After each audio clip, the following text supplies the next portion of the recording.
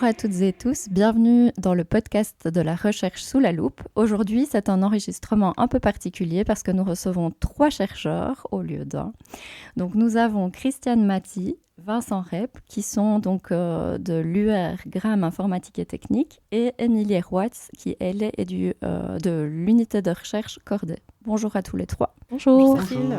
Merci de nous avoir rejoints aujourd'hui. Pour les auditeurs qui n'auraient pas visionné votre vidéo Bonne question, je voudrais que vous reveniez en quelques mots sur votre projet de recherche en fait. Est-ce que vous pouvez nous le réexpliquer ? Oui, alors il s'agit d'un projet de recherche interne à Elmo qui se déroulait pendant 3 ans, donc on arrive au terme des 3 ans, qui touchait à l'intelligence artificielle, dont la question de recherche était de savoir sous quelles conditions les étudiants peuvent augmenter leurs compétences en utilisant des outils d'IA, parce que ça, en utiliser, ils le font déjà depuis longtemps, mais comment faire en sorte qu'ils le fassent de manière efficace, de manière critique, en étant conscients des différents biais, et pour que ça augmente finalement leurs compétences, leurs apprentissages, la qualité de leurs apprentissages. Et donc nous avons mené des expérimentations avec des étudiants. La première année, c'était des pré-expérimentations pour un petit peu affiner le procédé, le processus. Et puis la deuxième année, ça a été full expérimentation. On avait des groupes qui recevaient une formation, d'autres qui recevaient la formation plus tard. Et donc on comparait un petit peu leur performance sur une compétence particulière. Et je vais peut-être céder la parole à un de mes collègues pour préciser comment on a choisi la compétence en question. La compétence choisie, elle était d'un niveau taxonomique assez élevé, c'est-à-dire qu'on demandait aux étudiants d'évaluer et ensuite d'améliorer une production existante. Et donc dans les 2 départements dans lesquels on a fait des expérimentations, à savoir le département informatique et technique et le département pédagogique, c'était des productions de nature différente. Donc ça pouvait être du code dans le département informatique et technique, une préparation de leçons par exemple dans le département pédagogique. Donc on les mettait face à cette production imparfaite et ils devaient l'évaluer avec une grille et ensuite il devait améliorer la dite production, donc rendre une production qui à ce moment-là était de meilleure qualité. En s'aidant de l'IA. En s'aidant évidemment de l'IA et donc en ayant nos 2 groupes, le groupe formé à l'IA et un groupe qui avait sa propre formation mais qu'on n'a pas formé explicitement à l'IA. Et donc l'idée c'était un peu de comparer, voir s'il y avait une incidence sur plusieurs paramètres dont la formation mais pas que. Et donc on a pu collecter toute une série de données et d'indicateurs qui nous ont amené à quelques résultats parfois un peu surprenants. On va en parler tout bientôt.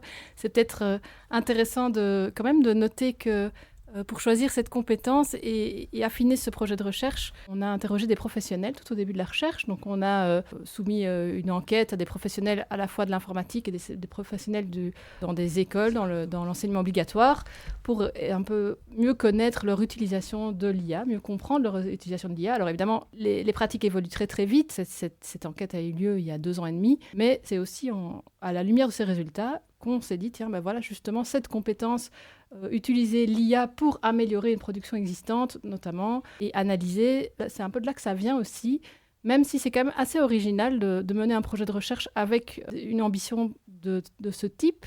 Pour avoir présenté notre projet lors de colloques internationaux à Lausanne comme à Grenoble, on a observé que beaucoup de chercheurs essayaient surtout d'étudier l'utilisation l'utilisation nominale que faisaient les étudiants de l'IA. Pourquoi est-ce qu'ils l'utilisent ? Par contre, d'essayer de leur soumettre une expérimentation, on leur demande d'utiliser l'IA pour des applications avec un si haut niveau taxonomique, c'est quand même assez original. C'est pas sans poser certaines difficultés, et notamment, on en parlera quand on va questionner les résultats tout à l'heure, mais voilà, en tout cas, l'origine de le choix de cette compétence vient aussi de l'enquête qu'on a soumise aux professionnels. Ok, vous en avez déjà un petit peu parlé, mais je voudrais revenir sur la méthodologie. Comment est-ce que vous l'avez élaborée et en quoi est-ce qu'elle vous paraissait particulièrement pertinente pour ce projet ? Nous avons voulu tout de suite ancrer nos expérimentations dans le terrain, dans le cursus, dans la réalité du cursus des étudiants, et donc le faire en lien avec leurs cours, leurs laboratoires et leurs activités d'apprentissage. Et donc il a fallu trouver des enseignants partenaires. Et donc la première année pour les pré-expérimentations, on essayait de pas trop empiéter sur le temps de cours et de laboratoire des enseignants qui s'étaient portés volontaires. Et on avait prévu une formation d'1 demi-heure en format vidéo qu'on diffusait, qui avait été donc filmé à l'avance pour éviter tout biais dans les différences de formation. Donc c'était assez court, 1 demi-heure de formation. Et donc il y avait un groupe d'étudiants qui devaient réaliser l'activité avant et puis qui suivaient la vidéo. Et puis, il y avait toute une série de questionnaires aussi auxquels il fallait répondre sur d'abord leur utilisation préalable à l'IA, s'ils en avaient peur, s'ils l'utilisaient déjà fréquemment ou pas, pourquoi, etc. Quel type d'IA? Donc ça, c'était fort important de récolter un maximum d'informations. Donc ça, l'élaboration des questionnaires, ça nous a pris pas mal de temps aussi. Ensuite, donc le second groupe, lui, commençait par la formation et puis il devait réaliser l'activité. Et donc ça nous avait été aussi conseillé, ce type de démarche, par les référents recherche au sein des unités de recherche concernées. Ces premières pré-expérimentations nous ont permis d'affiner le processus et donc ça a été affiné tout du long la deuxième année puisque on a constamment amélioré la formation en l'allongeant, la rendant plus pratique, en faisant des WooClap, en faisant des exercices de prompting, en faisant aussi des activités en lien chaque fois avec l'activité d'enseignement concernée. Donc ça a pris pas mal de temps de préparation avec les enseignants aussi. Et donc je profite de l'occasion pour remercier aussi tous nos enseignants partenaires parce que c'était vraiment précieux de pouvoir compter sur eux. Au deuxième quadri de la deuxième année, on a même encore ajouté tout un atelier pratique en travail de groupe sur les critiques par rapport aux productions de l'IA, parce que ça nous a paru vraiment essentiel et de le faire travailler, pas juste d'avoir une formation qui dit il faut faire attention à ça, mais faire vivre, faire émerger des étudiants eux-mêmes les réflexions pertinentes par rapport à ça. La méthodologie a évolué en cette première année de pré-test et puis au cours de la deuxième année, qui était vraiment l'année complètement dédiée aux tests proprement dit, on avait un dispositif au premier quadrimestre qui a encore un tout petit peu évolué au deuxième quadrimestre en fonction des résultats et des observations qu'on a pu mener. Et notamment, on a introduit au deuxième quadrimestre un atelier dont on était assez fiers en définitive, ce qu'on a appelé l'atelier critique, puisqu'on a soumis aux étudiants toutes des études de cas spécifiques, propres à leur réalité d'étudiants et leur future réalité professionnelle. Et on leur a proposé de discuter lors de débats en petits sous-groupes. Comment est-ce que je me positionnerais? À quoi est-ce que je ferais attention? Est-ce que j'utiliserais l'IA, pas l'IA? Dans toute une série de 4 types, j'imagine. Est-ce que j'ai l'opportunité de faire corriger par l'IA les devoirs de mes élèves? Est-ce que je vais le faire? Je ne vais pas le faire? À quoi est-ce que je vais faire attention? Ce genre de cas a été proposé aux étudiants. Et en conclusion de ce travail d'atelier critique, on leur a donné un petit outil qu'on a développé, ça s'appelle une feuille de route.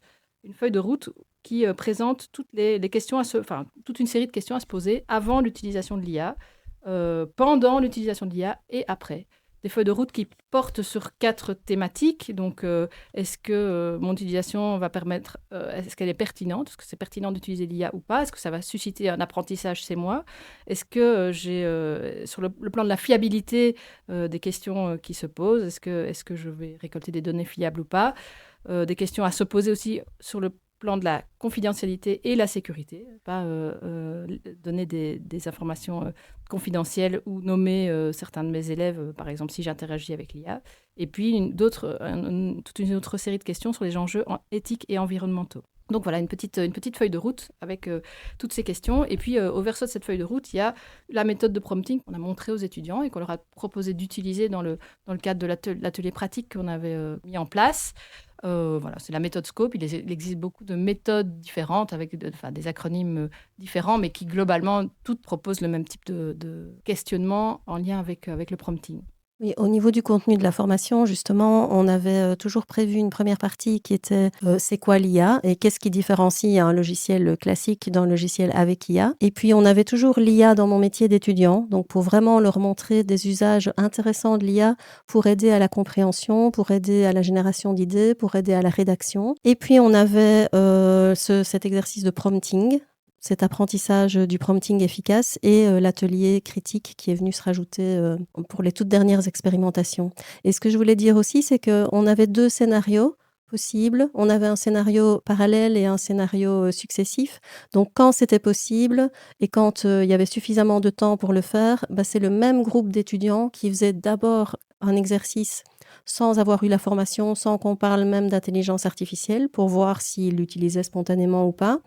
Puis, ils avaient la formation et puis le même groupe d'étudiants devait refaire le même type d'exercice de manière à voir s'il y avait une amélioration. Et là, il fallait qu'ils utilisent l'IA puisqu'ils venaient d'avoir la formation. Donc, quand c'était possible, on a fait ce scénario successif.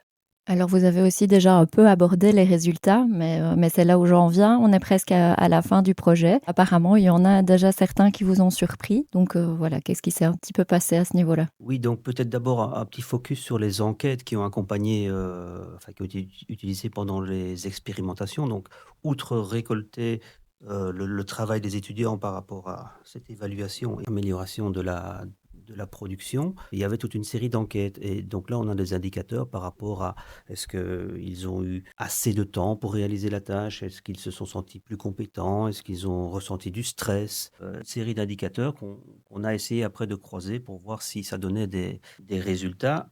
Est-ce qu'ils estimaient que leur nouvelle Oui, production était meilleure que la précédente ou pas? comment est-ce qu'ils s'auto-évaluaient par rapport à ce qu'ils venaient de faire avec l'IA Et donc, tous ces indicateurs nous ont permis d'analyser un petit peu les données et naïvement ou intuitivement, on se disait, bah, tiens, on suppose que les étudiants qu'on a formés vont être plus performants que ceux qu'on n'a pas formés. En tout cas, c'était un petit peu ce qui nous semblait naturel. Et bah, voilà, là, il y a eu des petites surprises dans le train vers Lausanne, je pense, hein, quand on dépatouillait un petit peu toutes les données parce qu'on allait présenter les tout premiers résultats. Bah, on a eu quelques petites surprises. Des surprises pas spécialement agréables pour les enseignants que nous sommes, il faut être honnête, hein. Notamment que les étudiants qui ont été formés ont été moins performants pour réaliser la tâche que ceux qui n'ont pas été formés. Alors là, Patatras. patatras, oui, patatras. Mais ils se alors, sentaient plus confiants. oui, alors tu as raison d'insister.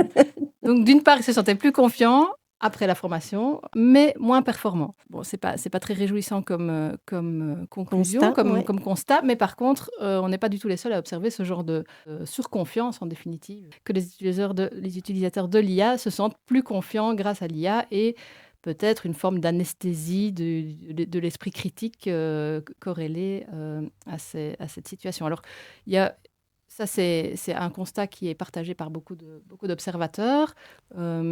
C'est vrai que, par ailleurs, les conditions d'expérimentation jouent certainement aussi un rôle dans cette observation, puisque les formations qu'on a données précédaient de très peu le moment où on leur a soumis la tâche. Et donc, dans aucune formation, on espère que les étudiants soient compétents immédiatement après avoir été formés. En général, on laisse un peu de temps pour digérer. On revient à plusieurs reprises sur les concepts qu'on a présentés. Et donc, il n'y a pas du tout ce temps de décantation, d'appropriation qui était proposé, dû au fait que notre contexte expérimental était quand même très contraint par le fait qu'on avait des enseignants qui nous cédaient quand même assez gracieusement quelques heures de leur unité d'enseignement. Mais voilà, c'était assez limité. Donc, on avait des contraintes assez grandes de ce côté-là, ce qui a certainement joué. Par ailleurs, la compétence, on en a déjà parlé un peu tout à l'heure, la compétence sur laquelle on a proposé aux étudiants de travailler, c'est-à-dire une analyse d'un document, d'une production imparfaite et l'amélioration de celle-ci, c'est des compétences de haut niveau taxonomique. Ce pourquoi nécessairement l'IA n'est pas forcément la plus pertinente et la plus excellente, et aussi ce pourquoi nos étudiants ne sont pas si habitués que ça. Ils sont en général même plutôt mauvais dans ce genre de tâches. Et c'est un peu pour ça qu'on l'avait choisi aussi, en se disant, bah, justement, là, il y a une marge d'amélioration possible. Oui, tout à fait. Donc, ça nous semblait vraiment très pertinent, d'autant que l'humain augmenté par l'IA va devoir développer de plus en plus cette compétence. Tout le monde s'empare de l'IA pour énormément de tâches, mais par contre, le post-processing, se questionner, ah oui, est-ce que l'IA m'a proposé, est-ce que c'est vraiment ça que je cherchais, qu'est-ce que je dois améliorer par rapport à ça, qu'est-ce que je vais en faire, comment je l'utilise, ça, c'est plus que jamais indispensable. Mais quand bien même, voilà, cette compétence était très ambitieuse pour les étudiants, et par ailleurs, il faut être honnête aussi, on ne les avait pas formés spécifiquement à l'IA en lien avec cette compétence-là. Donc, on les a évalués sur un aspect sur lequel on n'avait pas eu le temps de les former, tout simplement. Donc, ça peut être une partie de ce constat relativement alarmant, il faut être honnête. Alors, on peut un tout petit peu nuancer quand même. Les étudiants qui sont les plus grands utilisateurs de l'IA, donc dans le questionnaire préliminaire, on leur a demandé quelle était leur fréquence d'utilisation de l'IA. Ceux qui sont les plus grands utilisateurs de l'IA sont notamment plus rapides pour effectuer la tâche et quelque peu plus performants aussi. Donc, voilà, une forme de recul d'utilisation de l'IA d'habitude, en fait, et permet sans doute de connaître un peu davantage les risques et d'être plus attentif à certains aspects. Ou en tout cas de bénéficier mieux de la formation qui a été donnée, puisqu'ils sont déjà familiers avec l'utilisation de l'IA en général. Et là, j'espère qu'avec l'évolution des programmes dans le secondaire, au fur et à mesure, on aura des étudiants de plus en plus avertis par rapport à tout ça et qu'on pourra alors rajouter une surcouche plus facilement. Et donc, ici, dans les résultats aussi, comme tu le soulignais, Émilie, on voit que ceux qui utilisent plus fréquemment l'IA l'utilisent peut-être de manière plus rapide, plus efficace éventuellement. Ça, on n'a pas vraiment d'indicateur qui le montre, mais ça nous conforte dans l'idée que ce n'est pas une formation ponctuelle qu'il faut pour vraiment s'approprier l'IA de manière efficace et critique. Il faut vraiment ancrer la formation dans le cursus et que ce soit un peu un traitement de fond, enfin que ça intervienne à différents niveaux et que ce soit pour permettre un petit peu de mûrir la chose, d'aborder différents aspects à différents moments. Oui, donc pour reprendre ce que tu dis, Christiane, c'est vrai que ce traitement de fond, comme tu l'exprimes très bien, ça nous paraît vraiment une conduite à suivre, en fait, en définitive, que prendre en compte la question de l'IA dans les formations doit être une lame de fond chez tous les formateurs. Et on ne doit pas attendre l'enseignement supérieur pour ça, puisque pour avoir notamment animé des ateliers Printemps des sciences sur l'utilisation de l'intelligence artificielle avec Christiane et Vincent, avec des enfants de 5e, 6e primaire. Dernièrement, là, au mois de mars, on en avait 70% qui utilisaient déjà, si pas au quotidien, au moins chaque semaine, l'IA, quelque chose comme ça. Donc voilà, c'est assez étonnant qu'ils soient déjà tellement dans le monde, enfin, branchés dans le monde de l'IA aussi jeunes. Par contre, une conscience de qu'est-ce qu'il y a derrière la bête, qu'est-ce qu'elle a dans le ventre, ça, c'était très, très, très peu présent. D'où l'intérêt du nouveau référentiel et des perspectives du tronc commun, le fameux tronc commun, en termes d'IA et de former les jeunes, en tout cas dès la première secondaire, à ces questions d'IA. Et dans cette perspective, on va avoir l'opportunité de continuer à travailler avec Vincent et de collaborer avec une école secondaire ici à Liège pour voilà, croiser à la fois notre vue, notre regard, notre expérience avec les préoccupations des enseignants du secondaire, inférieur, supérieur, des profs de numérique, mais pas que, aussi donc, de langue, profs de sciences humaines, etc. Et notamment, on leur a présenté un outil qui était développé récemment par des étudiants de Salto, sous la conduite de Vincent. Il va en parler bien plus précisément que moi.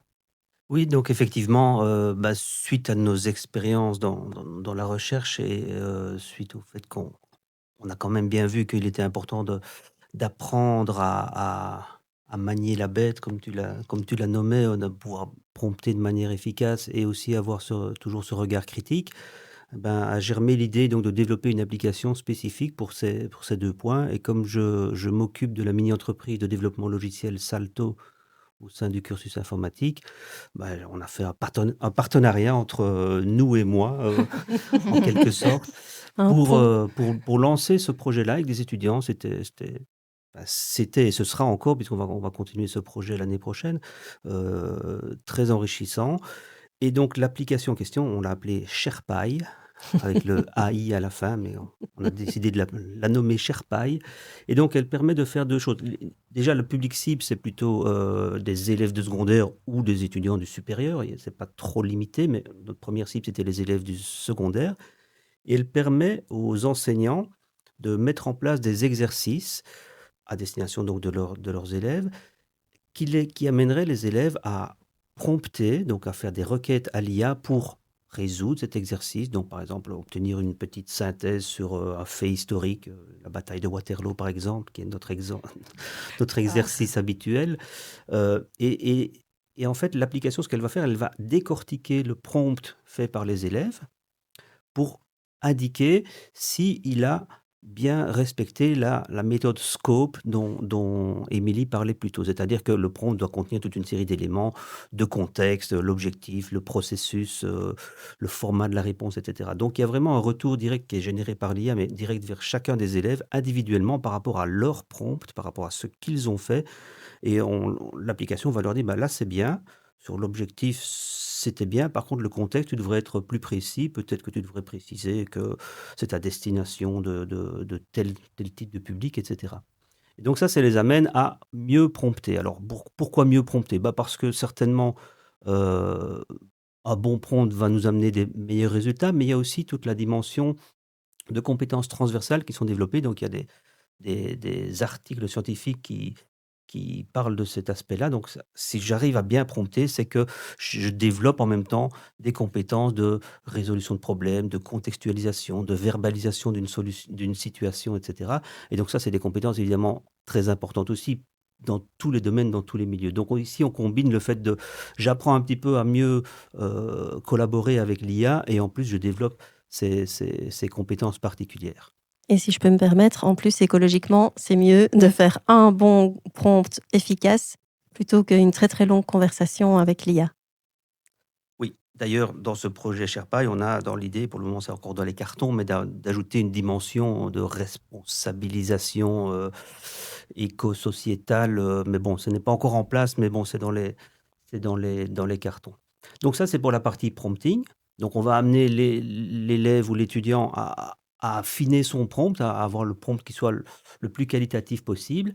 Et ensuite, la deuxième phase, c'est on- on va demander à l'IA d'injecter certains types de biais dans la réponse qu'elle fournit.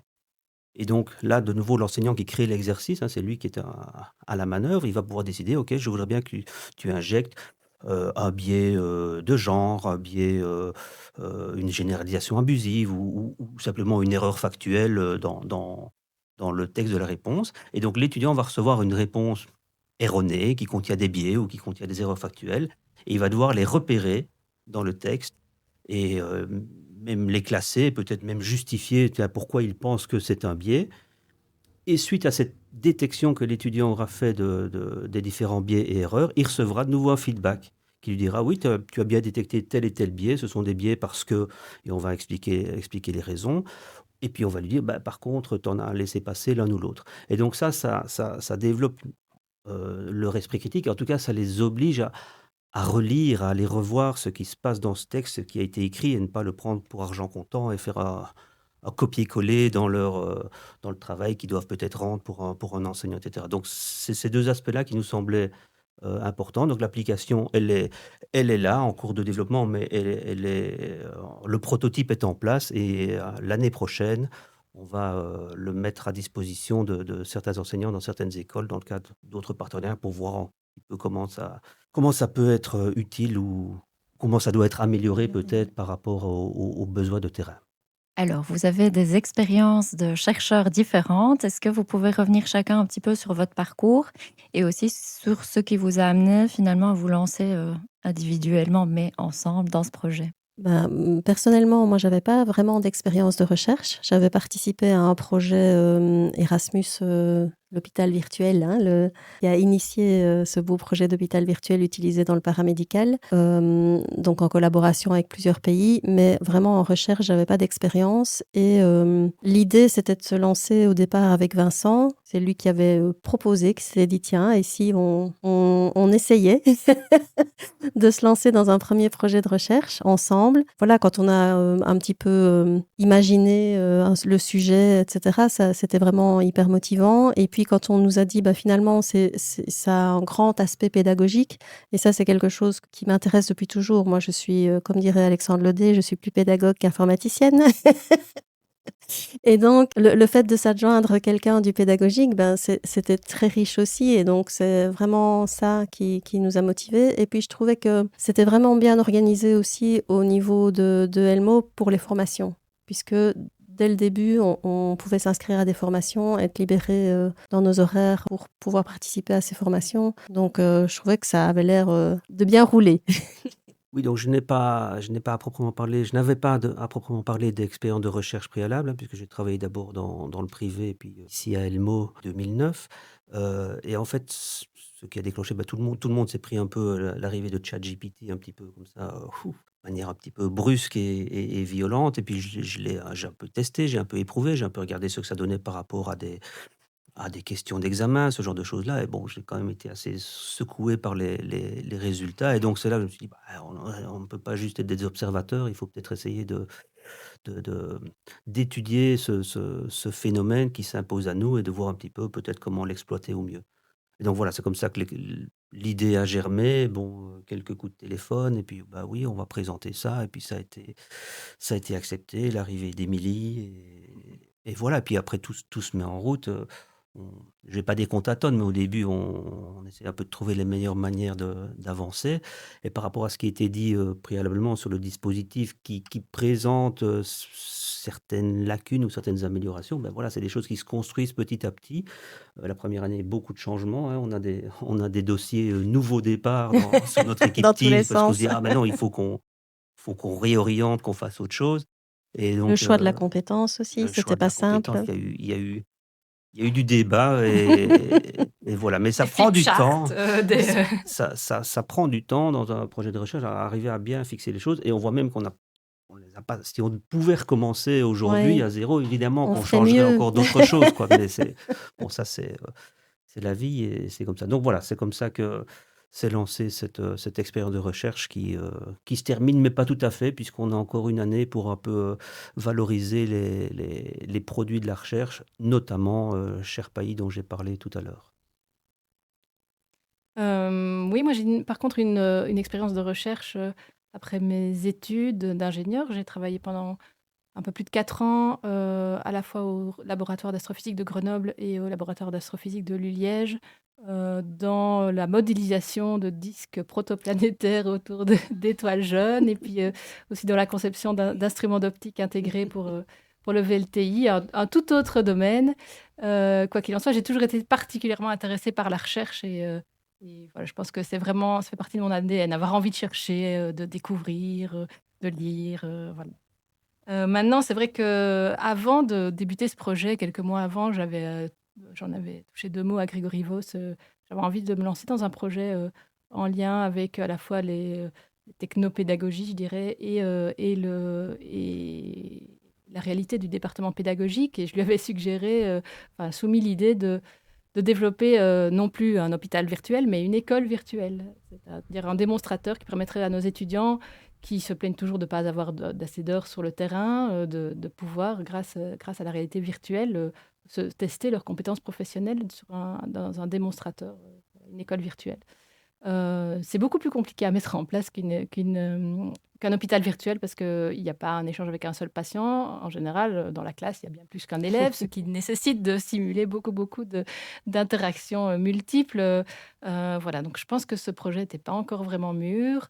Je crois que le terrain n'était pas tout à fait mûr ici aussi au département. Mes collègues me disaient: «Non, non, non, mais nous, on veut du terrain, on veut du vrai, ça va, toute cette technologie, non». Enfin voilà, donc j'ai senti que c'était pas encore vraiment bien le moment. Et par ailleurs, Grégory Vos m'a dit: «Tiens, justement, il y a deux profs d'informatique qui ont soumis un projet, De geek. de geeks là, et le commentaire c'était, «Bah, il faudrait quand même, quelqu'un du pédagogique, Pour les cadrer un peu, c'est ça? Oui, c'est ça, tout à fait, oui. Connaissant ma personnalité très très cadrante, je me suis dit: «On fait le bon casting». Voilà, donc il m'a dit: «Bah, si ça t'intéresse, voilà, on cherche quelqu'un de pédagogique». Alors moi, j'avais plutôt l'impression qu'il fallait plutôt engager un pédagogue plutôt qu'une ingénieure qui vaguement donnait quelques cours de maths et de physique. Mais bon, quoi qu'il en soit, j'ai rencontré une après-midi durant les deux compères et la sauce a pris tout de suite. Donc voilà, on s'est lancé dans la rédaction, la finalisation de la rédaction du projet de recherche et de semaine en semaine, de mois en mois, je trouve que la dynamique d'équipe était de plus en plus favorable. Donc une excellente expérience. Et je trouve que travailler dans la recherche à 3 sur le même projet, ça c'est quelque chose que j'avais jamais fait, aussi étroitement lié, se poser les mêmes questions au même moment, et cetera. Et je trouve que c'était particulièrement riche, intéressant et puis une vraie, bulle d'oxygène en fait dans le métier d'enseignant, cette dimension recherche, c'est toutes ces rencontres, qui, à la fois m'ont nourrie personnellement, mais aussi nourri mon travail d'enseignante aussi, donc que du positif. Quel impact est-ce que ce projet de recherche a eu sur votre quotidien, aussi bien professionnel que personnel? Bah, moi, je vais peut-être rebondir sur ce que je disais tout à l'heure.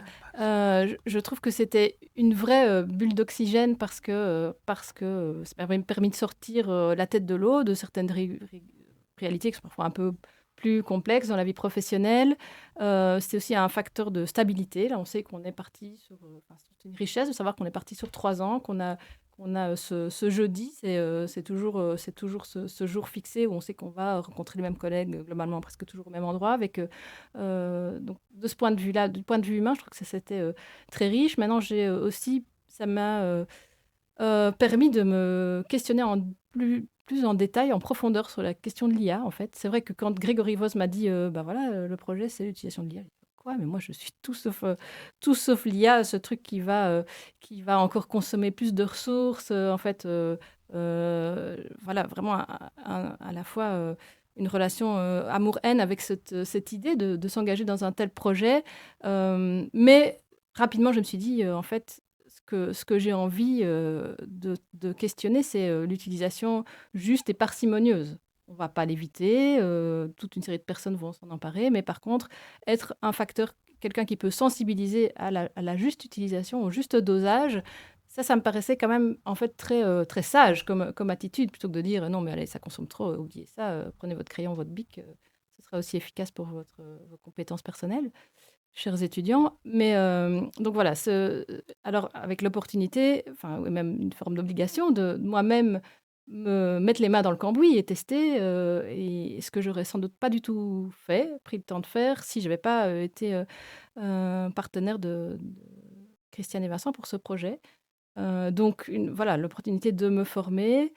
J'ai déjà dit aussi à beaucoup de reprises, voilà, la qualité des rencontres qui ont été faites tout au long de ces 3 années de recherche, et aussi d'arriver auprès des étudiants avec ce regard un peu expert, hein, on peut le dire, et puis d'inclure une touche d'IA par-ci, par-là dans mes cours.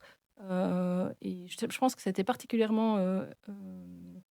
enfin, les étudiants étaient assez contents de pouvoir s'emparer de l'IA, justement en lien concret avec un cours de discipline. Pas juste voilà, un petit module où il y aura 2 heures d'IA de manière volontaire au début de la formation, par exemple, comme on pourrait l'imaginer. Donc vraiment questionner les mathématiques et comment je peux développer une séquence d'apprentissage pour mes élèves pour le prochain stage. Où est-ce que l'IA peut m'être utile, pas utile, à quoi je dois être attentif. Ce travail-là que j'ai fait en parallèle du projet de recherche, c'était une richesse aussi professionnelle, je trouve. Pour moi, professionnellement, ce qui a été très riche, c'est oui, bien sûr les interactions avec Émilie et Christiane, hein, mais la rencontre avec d'autres publics d'étudiants. Donc dans le département pédagogique, bah, oui, c'est pas les mêmes que dans le département informatique et technique. Il y a pas de jugement de valeur du tout, mais c'est pas les mêmes. Donc rencontrer, d'autres étudiants, d'autres enseignants aussi. Donc là, on voit aussi que les réalités sont quand même, assez différentes. Et puis, j'ajouterais aussi le fait d'avoir eu l'opportunité de communiquer beaucoup, surtout durant la troisième année, de communiquer beaucoup en interne, mais aussi surtout en externe, sur les résultats. Donc on a dit tout à l'heure qu'on était allé à Lausanne et à Grenoble pour, des événements liés à la didactique, mais aussi aux aspects, techniques et technologiques. Et donc là aussi, beaucoup de rencontres et puis surtout, le fait qu'on s'aperçoit, bah, oui, on est une haute école, en Belgique, où on arrive avec, des projets, des idées de projets, des résultats qui sont, valorisés par la communauté qui était présente à ces 2 événements, et de voir que en regard de ce que nous on a fait, de ce qu'on a pu faire avec un détachement de 2/10, ce qui est proposé, ce qui était présenté par d'autres, hautes écoles et universités, françaises, suisses ou autres, on n'avait absolument pas à rougir de ce qu'on avait fait, de la manière dont on avait abordé les choses et de ce qu'on avait pu produire avec, finalement des moyens qui sont intéressants, mais qui se restent quand même limités par rapport à certains grands centres de recherche dans les universités plus prestigieuses. Oui, et je suis évidemment d'accord avec tout ce que mes collègues viennent de dire, mais pour compléter peut-être aussi avec d'autres éléments, je trouve qu'effectivement avoir une journée par semaine comme ça, comme respiration, pendant laquelle on peut s'intéresser vraiment en profondeur à un sujet, ça fait du bien parce que sinon, dans les cours, on doit toujours un peu choisir quel cours on va faire évoluer cette année plus particulièrement. On essaye de se tenir à jour dans tout, mais c'est en plus des activités d'enseignement, en plus des corrections, en plus des préparations, etc.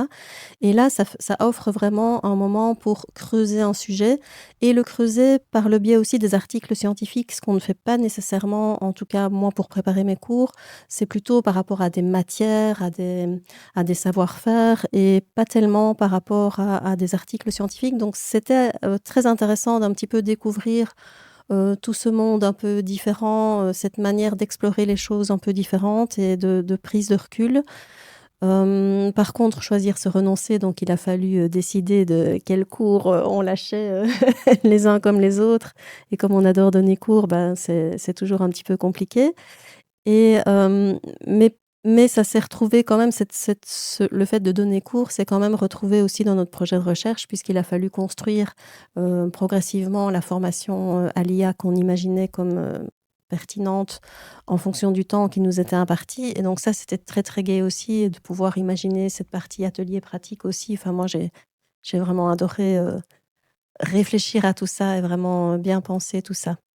Et peut-être, tu l'as déjà un peu dit tout à l'heure, Christiane, mais la dimension formation aussi de cette expérience Mmh. était très, très riche. L'offre de formation proposée par Elmo est quand même assez vaste. Elle nous permet d'année en année de construire de nouvelles compétences. Pour ma part, voilà, du travail de recherche, j'en avais fait, mais pas du tout en sciences humaines comme ça. Donc, voilà, c'était quand même aussi toute série d'éléments à découvrir. Et je trouve que et ça, c'était aussi une richesse, je trouve, de cette expérience de chercheur ici à la Haute École. J'ai cru comprendre qu'en termes d'organisation, donc vous vous rassembliez les jeudis Oui. dédiés à la recherche. Est-ce que ça a été facile de mettre ça en place et de pouvoir voilà, collaborer, trouver des moments ensemble? Voilà, comment est-ce que ça s'est mis en place dès le départ? Moi, je pense très, très, très facile, hein, la flexibilité des horaires qui ont accepté. Voilà, de toute façon, il fallait dégager du temps. Donc, un jour fixe, c'est évidemment très facile pour nous. Mais bon, si la règle est connue, pour les horaristes, ça n'a pas été un problème en tout cas. Et Il y a eu de on peut les temps en temps remercier. des jeudis où il a bien fallu qu'ils nous placent des choses, mais globalement, oui, ça a été vraiment bien respecté, donc ça, c'était précieux. Alors, on a parlé de tout le positif, hein, là, un petit peu du projet, mais est-ce que vous avez également rencontré des difficultés? Et si oui, lesquelles? Les difficultés, elles sont inhérentes, je pense, au fait qu'on allait expérimenter, comme on l'a dit précédemment, dans des classes, chez des enseignants. Donc, il y a beaucoup de travail à l'avance. Il fallait trouver. Là, par contre, au niveau des horaires, là, ça a été très compliqué parce qu'il fallait que ça matche et on ne pouvait pas leur demander à eux tous de s'aligner sur notre jeudi. Donc, voilà, là, ça a été quand même assez Oui, c'est compliqué à quand même mettre en honteux place. qu'on n'ait pas pu leur demander ça. Oui. Moi, je trouve que franchement, Mais donc ça, c'était compliqué. Et alors, bon, on se lançait dans beaucoup il y avait beaucoup de choses à préparer avant d'aller dans en amont, ouais. on allait faire ces expérimentations et bon, bah, voilà, on était un peu toujours quand même, à l'arrache. Et puis Heu, récolter les données aussi, s'assurer que les étudiants complétaient bien tous les questionnaires avant de partir, enfin, pour avoir suffisamment de données et pas avoir un étudiant qui a répondu uniquement à une partie des questionnaires. Ça, c'était un peu... je crois que là aussi, si on devait recommencer, hein, ce projet-là, bah, on ciblerait peut-être un peu différemment. On aurait Ouais. peut-être certains critères pour être sûr que à la fois on ne s'épuise pas à mettre en place. Bon, malheureusement, on a dû parfois faire des expérimentations et puis le nombre d'étudiants, présents était très faible alors que sur la liste, il devait être, au moins quelques dizaines, mais finalement les présents étaient très faibles. Donc ça fait beaucoup d'efforts pour récolter peu de choses. Mhm. Ça fait aussi partie des difficultés, mais il n'y a pas vraiment de choix quand on veut être, sur le terrain Et et oui. il fallait bien s'arranger comme ça. Et c'est vrai que c'était un peu de la haute couture de l'expérimentation parce que c'était, comme on l'a dit, hein, des toutes petites cohortes les unes après les autres. Et pour avoir un peu observé ce qui se fait dans d'autres lieux, on fait des recherches proches. C'est vrai que les chercheurs se facilitent pas, enfin, ont des situations parfois bien plus confortables où ils ont devant eux une cohorte de 500 étudiants qui suivent la même formation. Et donc, un module expérimental et tout le monde suit le même. Et on a tout de suite des gros N. Ouais. C'était Les gros N. notre mission de l'année 2, la private joke. Et donc ça, c'est vrai que c'était très compliqué parce qu'on a détaillé le dispositif presque une dizaine de fois pour des tâches différentes. Et ça complique aussi la lecture des résultats parce qu'évidemment, les contextes sont différents. Voilà, donc c'est vrai que dans un monde idéal, ou à refaire, je pense qu'on pourrait essayer on aimerait viser des grandes cohortes, aller au CFEL, aller voilà, tester ce genre de public où on peut vraiment avoir de vraies grandes cohortes pour tirer des conclusions plus rapidement, plus efficacement par rapport au nombre d'utilisateurs. Donc ça, c'est vrai que c'était une des difficultés majeures qu'on a rencontrées sur notre chemin. Une autre difficulté, c'était peut-être pour l'analyse des résultats, où là, on se sentait un peu démuni au départ et où les formations prévues, c'était des initiations et pas encore des versions plus approfondies qui nous auraient intéressés. Donc là, on a sollicité plusieurs fois Sébastien Fontaine de l'Université de Liège pour essayer de voir dans quelle direction aller, quel outil utiliser, etc. Et donc là, il y a eu un moment un peu de flou où on s'est dit, mais comment va-t-on exploiter tout ça maintenant? Et puis finalement, Vincent s'est mis au logiciel JASP. On a eu les bons conseils de Sébastien Fontaine notamment, et on a pu tout doucement comme ça se former aussi à cette partie-là. Oui, c'est d'ailleurs très positif aussi de se dire que voilà, on peut contacter quelqu'un qu'on ne connaissait pas. Émilie Par le ailleurs. connaissait un petit peu, mais bon, voilà, et que la réponse est positive. Bah oui, venez, on va regarder ça, et donc il nous a fait profiter de son expertise. Donc merci à toi, Sébastien. Cœur Voilà, mais sur toi. voilà, on s'est débrouillé comme ça quand les choses ne se mettaient pas, donc les formations n'étaient pas dans le bon planning pour nous. Ben voilà, on a trouvé des chemins alternatifs et on a eu peu de portes closes finalement. On a plutôt eu des accueils généralement assez ouverts. Oui, ce qui est vrai aussi pour le comité de Oui, pilotage. En je voulais fait, en on a eu parler. Ouais. énormément de soutien, de renforcement positif, on peut même dire, Mm, par les partenaires qu'on a vus près, globalement chaque année. oui. Et donc, voilà, cette aide, cette vision d'ensemble avec un peu de recul nous a aussi aidé, je trouve, dans la direction à donner à la recherche. C'est aussi des moments intéressants. Je reviens sur le milieu particulier du fait que vous soyez en haute école et pas à l'université pour effectuer votre recherche. Est-ce que vous avez identifié à la fois des opportunités et des obstacles par rapport voilà, à ce milieu propre de la recherche plus action, plus de terrain? Il y a probablement une différence de moyens. En tout cas, moi, c'est la perception que j'en ai entre l'université et la haute école. Donc ici, 2/10, je pense que il y a pas en dessous, je pense, pour la recherche, et c'est une bonne chose parce qu'en dessous d'une journée, je pense que c'est compliqué de s'investir vraiment dans un projet. Ce serait très frustrant de ne pas pouvoir avancer correctement. Donc oui, je pense qu'il y a vraiment une différence de moyens. Il y a des chercheurs ou des doctorants qui sont vraiment dédiés à des projets de recherche. Donc je trouve ça particulièrement bien que la haute école propose aussi ces projets de recherche en interne, parce que moi j'aurais pas nécessairement participé si ça avait été tout de suite un projet Interreg ou FRHE ou des choses comme tous ces mots qui font peur au début quand quand on ne sait pas ce qui se cache derrière. Alors que voilà, justement, une première expérience grâce à un projet de recherche interne, ça peut donner l'envie éventuellement de se lancer dans d'autres types de projets. Donc ça, c'est bien. Je pense que par rapport aux moyens investis, vraiment, les hautes écoles, c'est énorme ce qu'elles font. Et effectivement, on va peut-être plus s'ancrer dans la réalité et des recherches-actions et être moins dans la théorie. Et je pense qu'il faut les deux. Oui, et je trouve que c'est une opportunité vraiment intéressante, notamment au département pédagogique, où on va former des enseignants. Donc, cette utilisation critique de l'IA, on espère qu'ils vont se l'approprier. Là, c'est un de nos objectifs, mais on espère aussi que ça va pouvoir essaimer dans les écoles secondaires par après, ou même dans les écoles primaires. Et donc, c'est une double dimension, je dirais, de ce travail-là. Et comme on est en train de vraiment travailler une formation, s'investir dans une formation vraiment professionnalisante, c'est une richesse de la haute école de pouvoir avoir ce levier-là, je trouve. Oui, et de savoir que ça va être utilisé pratiquement. C'est pas le cas, à mon avis, pour des recherches plus théoriques où, oui, les résultats seront publiés, ils seront lus, ils seront poursuivis, enfin, ils vont servir, Mais ici, ça va servir de manière plus pratique directement.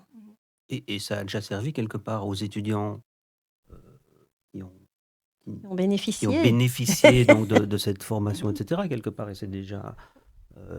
un acquis pour eux qui va au-delà de juste avoir répondu à quelques questionnaires et avoir analysé les données. Donc, quelque part, dans notre dispositif, on a déjà apporté quelque chose à Ouais. tous les étudiants qui ont pu en bénéficier et on veut continuer à aller dans cette voie-là.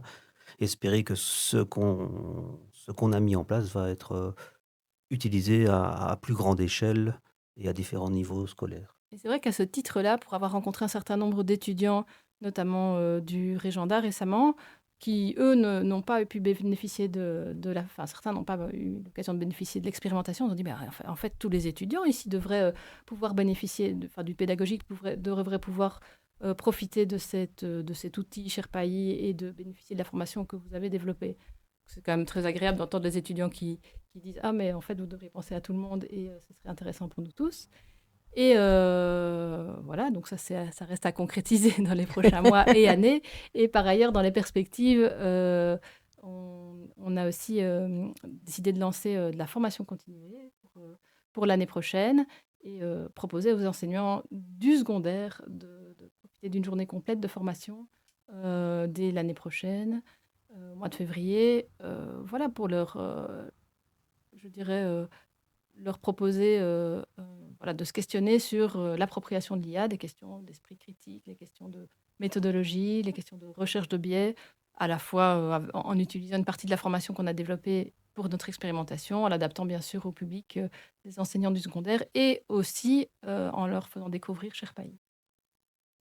Alors, comment est-ce que vous vous êtes senti intégré dans la dynamique des unités de recherche qui sont quand même encore assez récentes? Déjà, le fait qu'on travaillait principalement sur le campus Guilmain, alors que finalement l'unité de recherche Gramme informatique et technique est plutôt localisée sur le campus de Lourdes et Corday est plutôt ici à Sainte-Croix. Ça nous a parfois mis un peu entre deux chaises, peut-être un peu invisibilisés par rapport en tout cas à certains moments. Mais après, forcément, on était sollicité pour communiquer. J'ai dit que cette année particulièrement, on avait beaucoup communiqué, donc les midis de la recherche ou à différents événements, on a pu s'intégrer. Personnellement, j'ai pas senti qu'il y avait une espèce d'esprit d'équipe globale et quelque chose qui se passait en tout cas au niveau des unités de recherche. C'était plutôt une question d'avoir, oui, des référents, Grégory et Sarah, qui pouvaient parfois nous aiguiller ou répondre à quelques questions, mais je n'ai pas ressenti un effet la grande famille de la recherche à Elmo, quoi. Et alors, dernière question, mais je pense avoir un petit peu compris avec ce que vous avez déjà dit précédemment. Est-ce que vous pensez poursuivre la recherche dans le futur? Alors, évidemment, le projet va avoir des suites, mais après ça? Donc là, on a, en tout cas Émilie et moi-même, on a de nouveau un détachement de 10e, comme je l'ai dit tout à l'heure, plutôt pour valoriser notamment Sherpai et aller l'implanter sur le terrain. Mais pas que, donc il y a aussi le projet de rédiger un article et puis oui, on essaye de lancer un peu des pistes pour peut-être, un autre projet de recherche, mais tout ça est encore très, peu concrétisé. Donc voilà, ça fait partie des possibilités, mais à ce stade-ci, il n'y a pas encore de choses très concrètes. Est-ce que vous avez quelque chose à ajouter? Mais je voulais peut-être juste ajouter que moi, comme je travaille aussi au service e-learning, c'était assez intéressant d'être à la fois dans le groupe de travail IA du service e-learning et dans le projet de recherche IA, parce que c'était vraiment très complémentaire et parfois on pouvait se partager des ressources et que la formation qui va être proposée en formation continue, rien n'empêche aussi de la proposer soit dans le cadre de la FAP, donc formation et accompagnement du personnel, soit de l'ouvrir, comme ça se fait régulièrement maintenant aussi, de l'ouvrir aux membres de Elmo qui souhaiteraient y participer aussi. Vous voulez en savoir plus? Venez vous former. Il y a de multiples opportunités de Et la formation est déjà en ligne sur les formations continues, je pense, de Elmo. Voilà, vous savez quoi faire. Mais merci beaucoup à tous les trois pour cette intéressante discussion. Merci Cécile. À bientôt. Merci Xavier à bientôt. aussi.